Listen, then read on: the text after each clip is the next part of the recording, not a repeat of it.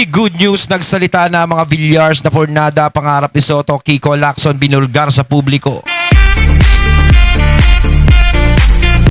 Ayan, syempre itong balitang ating matutunghayan ngayon ay nagmula kay Pinas News Insider. At ito po ang inyong lingkod na si BT na magbibigay ng reaksyon at komento dito sa video na ating matutunghayan ngayon.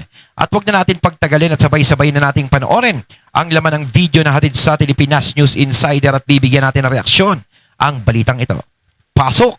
Ito ang balita ngayon, trending at pinag-uusapan ngayon sa mundo ng social media. Ang di umano'y balitang Senate President Cayetano inaming may umano'y pagkilos para muling palitan ang liderato sa Senado. Senator Loren Legarda, Tia Cayetano, Mark at Camille Villar, tinatakot na umano ng minority para bumalik sa kanila ang kapangyarihan sa Senado. Pero bago ang lahat, Mga nananakot pa no?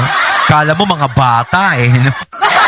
at kung bago ka pa lamang sa aming channel, please huwag kalimutang mag-like, subscribe at i-click ang notification bell para mas maging updated ka pa lalo sa lahat pa ng bagong video na i-upload namin. At ito na nga mga kababayan, umani ng atensyon sa publiko ang naging pahayag ni Senate President Alan Peter Cayetano na may umano'y panibagong pagtatangka upang baguhin muli ang liderato ng Senado. Sa isang press conference nitong Huwebes, Mayo 14, sinabi ni Senate President Cayetano na may mga pagkilos umano ang minority group upang hikayatin ang ilang miyembro ng majority na lumipat ng panig. Ayon kay Cayetano, medyo busy sila, Senate minority ngayon. Trinatry kausapin yung mga miyembro namin na sumali ulit sa kanila Dagdag pa niya, expected naman yon. May invitation to talk, may pananakot. Ba't dati na silang takot Hindi na nagdetalye si Cayetano kung sino-sinong senador umano ang kinakausap o kung ano ang partikular na isyong pinagmumulan ng umano'y panibagong coup attempt. Gayunman, dumating ang kanyang pahayag sa gitna ng magulong mga kaganapan sa Senado nitong mga nakaraang araw, kabilang ang tensyon at palitan ng putukan sa loob ng Senado at kontrobersiya kaugnay ng umano'y ICC arrest warrant issue laban kay Senator Ronald Bato de la Rosa. Sa ngayon, wala pang opisyal na tugon mula sa mga miyembro ng minority bloc hinggil sa pahayag ni Cayetano tungkol sa umano'y pagtatangkang muling baguhin ang liderato ng Senado. Kasi sa totoo lang, bakit sila nagtatangkang baguhin ang liderato ng Senado? 'Di ba? Bakit nagkakaroon ng mga takutan na ganyan, 'di ba? Na hindi naman dapat. Kasi kung mga nagkakaroon ng ganyang klaseng takutan, ibig sabihin natatakot sila talaga na matanggalan ng kapangyarihan. 'Di ba? O kaya meron silang taong pinoprotektahan. Kaya gusto nila na mangyari is bumalik ang liderato kung saan papabor. Kasi kay Senator Alan yung liderato ni Senator Alan, alam nila na hindi yan papabor sa mga gusto nilang mangyari. Hindi sasayaw si Senator Alan sa mga tugtog nila. Kasi talagang dati pa naman ganyan si Senator Alan. Nakikita naman natin. Hindi sumasayaw sa tugtog nila. Kaya talagang medyo nagdadalawang isip sila kay Senator Alan. Yung sinasabi nila na hindi dapat pagkatiwalaan si Senator Alan, talagang hindi nila pagkakatiwalaan yan. 'Di ba?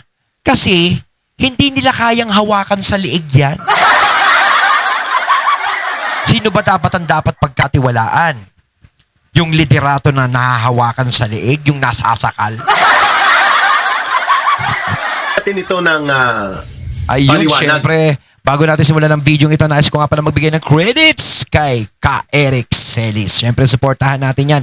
Si Ka Eric Celis, no? Kung may YouTube channel si Ka Eric Celis, subaybayan natin yan. Subscribe, follow, mga katunay, Ka Eric Celis. At pananaw ang inihayag ni Senate President Alan Peter Cayetano. Sabi niya, inaamin niya sa kanyang Facebook Live na mayroong pagbabanta at maniobra. Siyempre, sino pa? Di si Marcos at ang grupo ng sindikato. Ang mga maleta at mga tuni-tuniladang pera gumagalaw na. Bakit? Kailangan po tanggalin muli si Senator Alan Peter Cayetano at ang lumalabas na pangalan iluloklok si Mig Subiri sa Lunes. Aba, Monday po, may si Mig Subiri, aba. Nasa mukha ba ni Migs ang ang... Kasi naging Senate President na to, di ba? Nasa mukha ba ni Migs ang parang pumapabor sa mga walang ya? Ewan natin. Siyempre, pag gusto siyang iluklok ng mga minority ngayon, may something. Di ba? Pero natichismis, ha? Isa daw yan sa mga mag-o-over the bakod, ha? Di natin alam. Siyempre, maganda yung kinukumpirma natin maigi. 18 ay ang pagsisimula ng pag-convene ng Senado bilang impeachment court minus Senator Bato de la Rosa. Wala po si Senator Bato de la Rosa, so there are only 12 actual senators in the majority block. So, manipis. Manipis, ano? Kasi kung si JB Ejercito ay naligawan na at wala namang paninindigan talaga yung kulukoy na yan, at si Mig Subiri tatawid na rin, papunta kina Tito Soto balik, so 11 po sila.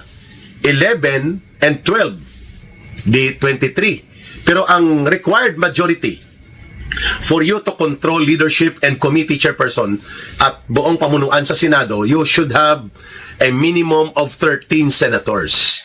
So napagbutuhan na po yun, in the plenary, 13 sila. Sila Senator Alan Peter Cayetano. Pero wala ngayon si Senator Bato de la Rosa eh. So may nililigawan, may ginagapang. At sino po mga ito? Number one, hindi ito sinabi ni Senator Alan Peter Cayetano, pero ito ay mga insider information. Huwag yun ang tanungin. Sino nagbigay nito? Number one, ang magkapatid na Villar, Camille and Mark Villar, ay tinatakot tungkol po sa corporate fraud or kaso ng pandaraya sa negosyo nila. Yun pong pinakasimple.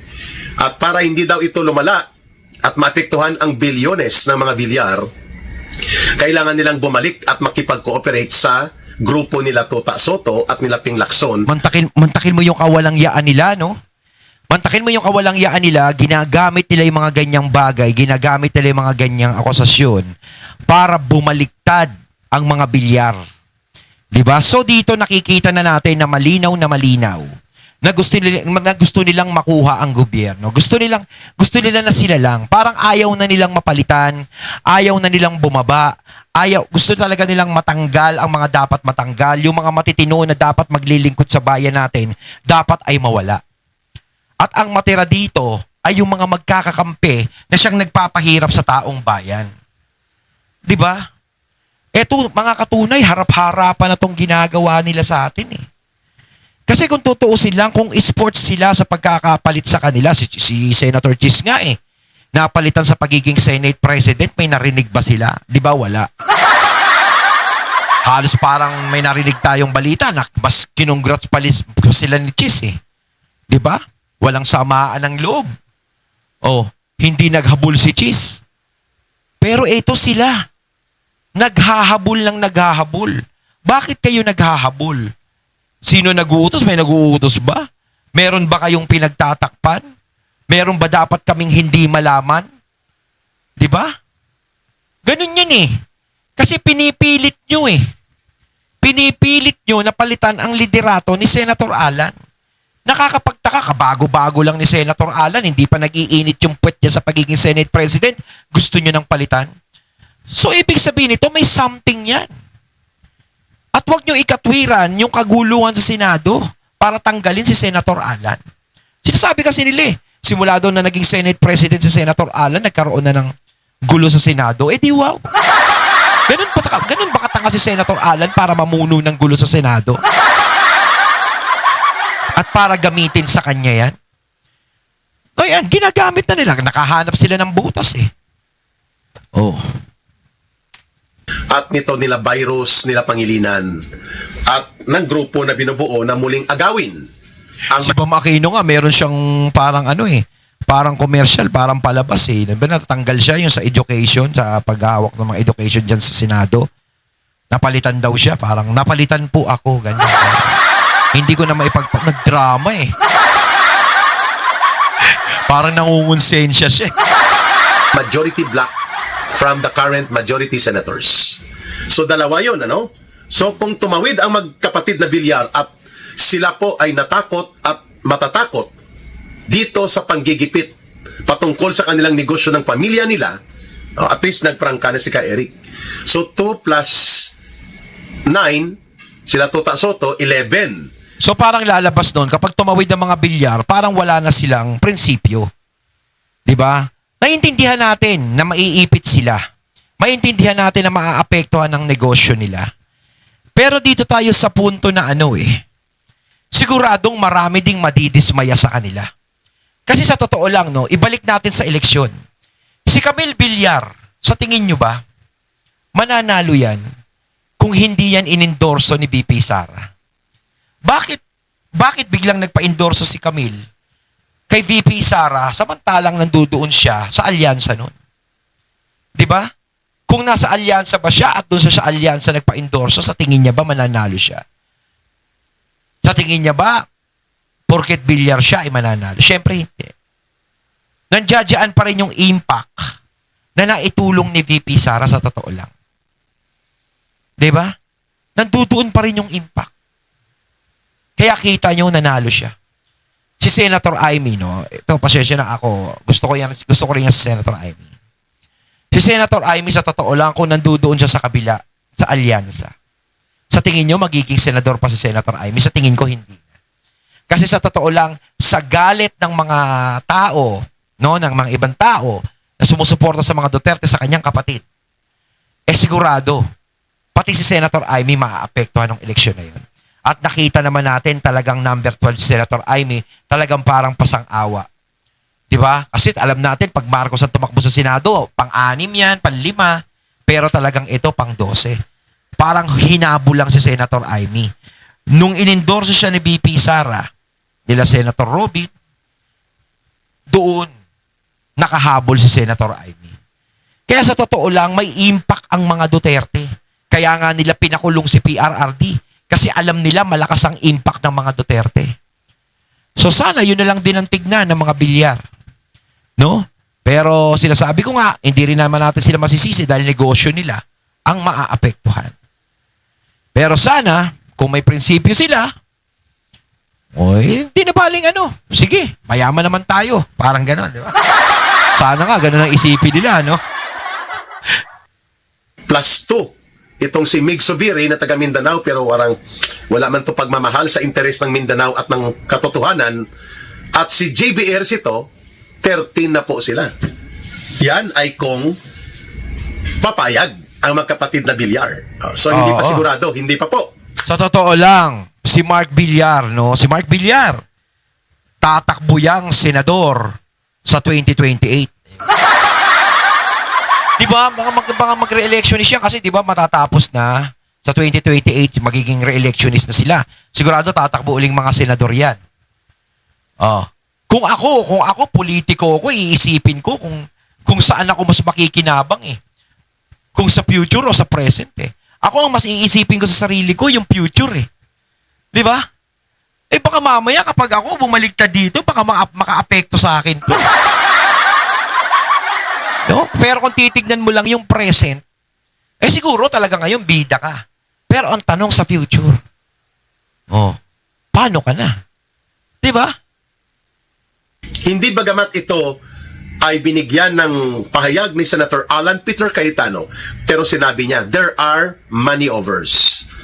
Money and over. Money overs. Pera at over. Ang ibig sabihin ng over, tinatakot. Okay. Ginugulat-gulat. Okay. So, magkapatid na Villar. Isa pa, si Senator Loren Ligarda. Ino-offer sa kanya term sharing. Hindi ito sinabi ni Senator Alan Peter Cayetano.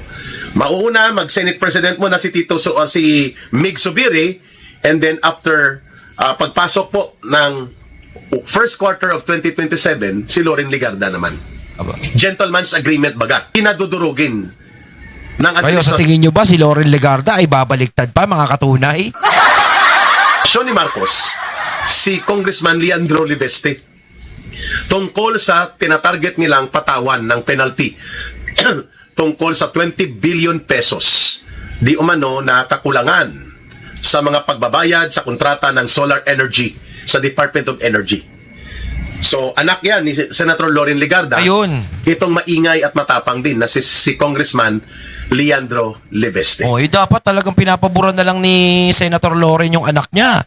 Kung ano talaga yung paninindigan ng anak niya. Kasi syempre, ito si Senator Loren, nakikita niya siguro yung ginagawa ng anak niya, talagang naninindigan. Siguro kung si Senator Loren ay babaliktad. Syempre parang iisipin niya, parang dinaig pa ako ng anak ko. Diba? Kung ano na lang ang paninindigan ng anak niya, syempre ganun din dapat ang ina. Syempre. Diba? Kaya ako sa tingin ko parang malabo si Senator Loren. Parang malabo na kasi alam naman natin si Kong Libiste talaga talagang simulat sa pool nilalabanan lahat ng korupsyon At isa yan sa mga sumusuporta sa mga Duterte. 'Di ba? Tapos syempre pinakita naman ni Senator Loren na siya iba ang paniniwala niya, 'di ba? Diyos ko naman. Kumbaga may kasabihan tayo Ang anak kayang tiisin ang magulang pero ang magulang hindi kayang tiisin ang anak. Ayun yun. So, term sharing plus ang anak hindi nadudurugin sa mga Ayun, so parang nagkakaroon na naman ng ganyan, mga pananakot na ganyan. Tapos binibigyan ng magandang laban si Senator Loren, term sharing. Hati sila sa termino sa Tapos yung anak hindi kakasuhan ng kung ano-ano. Aba. Si Kong Libiste naman, hindi naman natatakot sa mga ganyan. Siyempre hanggat siguro nakikita ni Senator Loren na yung anak niya ay talagang napakatibay. Hindi naman para bumigay si Senator Loren ng ganun-ganun lang. 'Di ba? So kapareho sa mga Villar. Wow, ang dumi ng politika, no? Ang dumi talaga. Loren Legarda, Mark Villar, and Camille Villar. Ngayon lang naman naging madumi yan Tumawid ito, 3. Plus 9 sila Tito Soto, 12. Plus Subiri and JB Ercito na babalik sa linya ng majority nila kung sakaling mangyari, 14. Ang kulit nito ni JB Ejercito, Kamag-anak niya si Jinggoy, pero magkaiba rin sila ng paniniwala Ang maiiwan, kung minus 3, siyam ulit. No, tama ba? Siyam. Si Pia Cayetano lang po ang maiiwan dahil kapatid nga po niya si Oo. Alan Peter Cayetano. Hindi babaliktad yun, malabo. Can this be possible?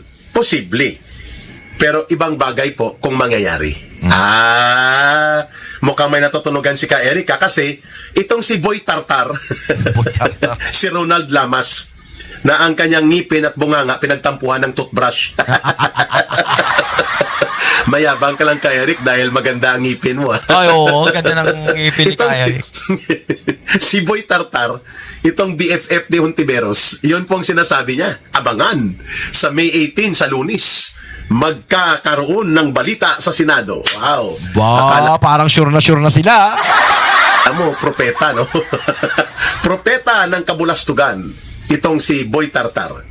But kidding aside, sabi ko kanina, possibility? Boy, yes. Kaya ang baho ng bunganga nun. In actual realization, hindi pa sigurado na mangyayari ito. Pero ginagapang na. May money over nga, no? Di ba? Instead na money over. Pero hindi na kailangan ng pera ni Loren Legarda at ni Camille and Mark Villar. Yes. Mukhang dito yan sa Arigluhan na pupunta. Of course, iniipit din si Senator Jingo Estrada. Iniipit din si Senator Chis Escudero. Si Senator Joel Villanueva. Yun.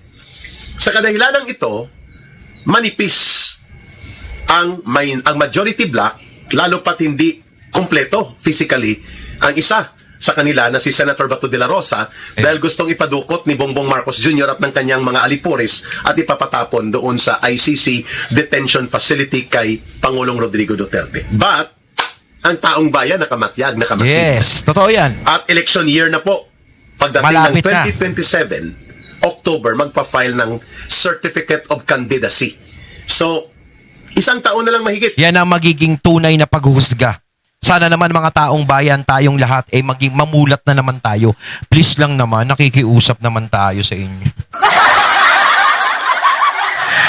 Huwag naman tayo na masyado mag-rely sa Talagang, sa totoo lang, ang dami-daming magagaling na pwedeng maging senador sa mga susunod. Sila Attorney Vic, sila Jimmy Bondo, sila Attorney Lambino. Dami pa, di ba? Ang daming mga may potensyal. Sana mapagbigyan natin sila na makapasok sa Senado. 'Di ba? Para naman maiba naman. Kasi parang paulit-ulit na lang yung flavor natin. Ngayon, tumingin naman tayo sa mga dating senador na tatakbo sa susunod na eleksyon. Ito sa 2028, yung mga re-electionist, piliin naman natin yung karapat-dapat talaga, yung nagkaroon ng paninindigan, yun ang kailangan natin. Papasok na po ang election year for 2028. I think JB Ejercito and Mig Subiri are re-electionists. Ganon din yata si Gatchalian. May isa pa siyang termino. Ayan. And si Loren Ligarda. At I think si Mark Villar. Yeah. 5 or 6 senators dyan they need a clear support base. Yun yung sinasabi ko. Isipin nila yung future, hindi yung present. Di ba? Kasi sa totoo lang, iba ang boto ng mga congressman sa senador. Kasi sa congressman kasi distrito lang naman yan eh. Di ba? Sa senador kasi Luzon, Visayas, Mindanao. Kahit ganong kalakas ang makuha mo sa Luzon, pero kung babagsak ka sa Visayas at Mindanao, wala ring mangyayari sa political career mo. Bagsak ka rin. Kailangan makuha mo yung tatlong ano na yan. Luz Biminda, kailangan makuha mo yan. Pag hindi mo nakuha yan, yari ka na. Oh. So ano ang dapat mong gawin? Sino ba ang malakas? 'Di ba? Sino ba ang malakas sa mga ganon? Ay di doon ka tumikit. Diyos ko naman. Gusto mong manalo at maging sure win sa eleksyon, didikit ka sa mahina. Oh. Yung alam mo kinasusuklaman ng mga tao. Huwag ganun. Which the Duterte political camp and political base can deliver. In Mindanao alone and in the Visayas area, hindi po bababa sa mga 20 to 25 million siguro ang botante na pumapabor sa Duterte group sa area na yan. Mindanao and bahagi ng Visayas. Sa Metro Manila, ganun din.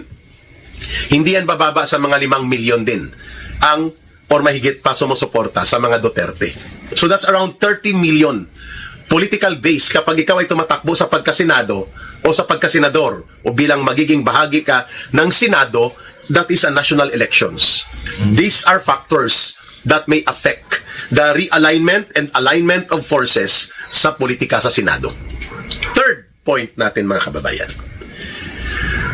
Ang gusto nila Tito Soto at nila Ping Lacson who are acting as special agents, ang core group nila si Ontiveros, si Pangilinan, si Bam Aquino, ay makokontrol nila ang liderato sa Senado dahil pareho sila ng agenda ni Marcos at nila Romualdez. And what is that? Durugin ang Duterte leadership. At kailangan hindi na isang Duterte. Kasi sa totoo lang, kapag nadurog ang mga Duterte, ang daming makikinabang sa kanila dyan. Totoo lang. Magiging presidente sa 2028. Kaya, ngayon pa lang ay dapat durugin na si Sara Duterte kung hindi man kaagad makukuha ang 24 senators, ang 16 senators to convict her, at least durug na durug siya sa loob ng impeachment court sa Senado. That is a minimum objective. But over and above that, bakit itinutulak ang maniobra dito sa realignment ng mga senador at panibagong kodeta sa liderato ng Senado? Sapagkat gustong pagtakpan at saraduhan ng lubusan ni Marcos Jr. at ng kanyang sindikato sa gobyerno niya ang Senate Blue Ribbon Committee investigation, kung saan sa panibagong realignment ng mga senador sa majority block pwedeng mabubuksan at magkakaroon ng panibagong pamunuan ang Senate Blue Ribbon Committee na yan po ang panawagan ng mamamayan upang magkapagbigay ng testigo sa laysay at pahayag si Ginoong Saldico even if he is abroad through Zoom or through video conferencing. Nako.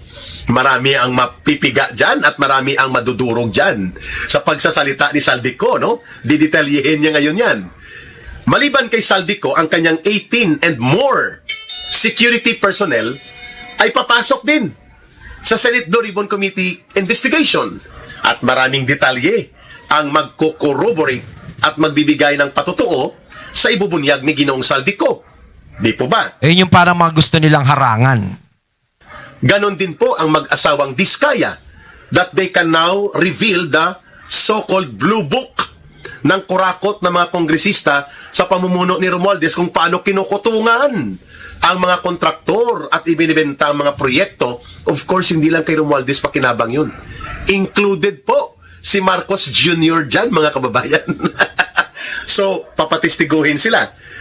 So, maliban pa dito, ang isang undersecretary na ngayon ay lumapit na kay Congressman Leandro Libeste at nakita na nga ang mga text message exchanges nila ni Ginoong Marcos na binibigyan siya ng instruction paano ibodega at kamadahin ang mali-malitang mga pera na to. We're talking about undersecretary dati ni Marcos sa Malacanang na kanyang liaison at tagapag-ugnay sa Kongreso, si Yusek Adrian Bersamin. Ipapatawag din po ito. Si Governor Chavit Singson. Kaya, over and above, doon sa interes ni Marcos at ng kanyang mga alipores ng sindikato na madudurog ang mga Duterte at dudurugin ko Yun naman at hindi talaga ka lahat, napabangon pa muli si Sara Duterte sa baluktot na pamunuan ng Senado kung makokontrol nila ang dikta ng kumpas ng impeachment court trial. Over and above that ay ang pagsarado ng lubusan ng Senate Blue Ribbon Committee investigation. Bingo! Ayun, at ating natunghayan ng video na nagmula kay Pinas News Insider at syempre natunghayan natin ang boses at video na yun na binigyan natin ng reaksyon na nagmula kay Ka Eric Celis. Ayan, no? Tindi nun. Talagang inisa-isa ni Ka Eric talaga yung mga mangyayari kapag si BP Sara ang naging presidente at kaya nila dinudurog si BP Sara. Nako. Kayo mga katunay, anong masasabi nyo tungkol dito? Comment lang po kayo sa comment box. So once again, I'm BT and I'm out. Peace.